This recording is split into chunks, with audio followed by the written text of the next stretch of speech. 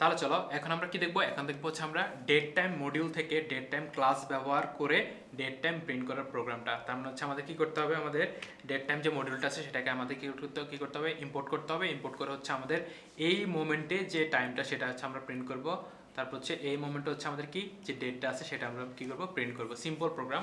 তাহলে চলো হচ্ছে আমি এটা প্রোগ্রামে দেখাই দিই, তাহলে তোমাদের একটা সুবিধা হবে। সো প্রথমে হচ্ছে আমাকে কি করতে হবে, আমাকে ইম্পোর্ট করতে হবে, কি ইম্পোর্ট ডেট টাইম ইম্পোর্ট করে নিতে হবে। তারপর দেখো আমি কি করতে হবে, কোনো একটা ভেরিয়েবলের মধ্যে হচ্ছে আমাকে এই ডেট টাইমের হচ্ছে একটা ক্রিয়েট করতে হবে, date time dot date time, ঠিক আছে।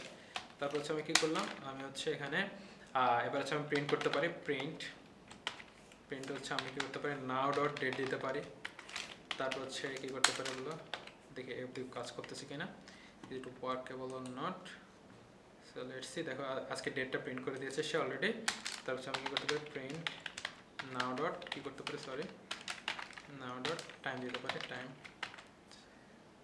ঠিক আছে। এখানে টাইমটাকে সে প্রিন্ট করে দেয়। দেখো এখন হচ্ছে কত, যে টাইমটা বাঁচতেছে। আচ্ছা আমরা হচ্ছে কারেন্ট জোনটা টিজেড ইনফোটাকে নিতে পারি, নাও dot TZ info time zone info.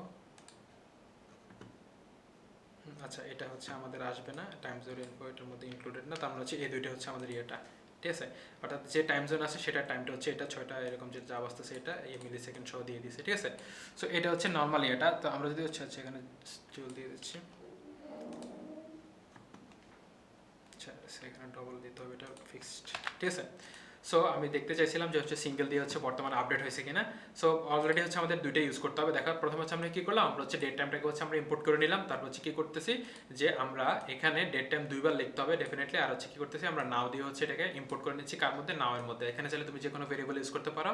তারপর হচ্ছে ডেট লেখার জন্য নাও ডট ডেট কি করতে হবে এখানে, কিন্তু দেখো ব্র্যাকেট আছে, এটা কিন্তু একটা ফাংশনের মতো, বিল্ট ইন ফাংশনের মতো। তার হচ্ছে নাও ডট টাইম দিলাম, ঠিক আছে।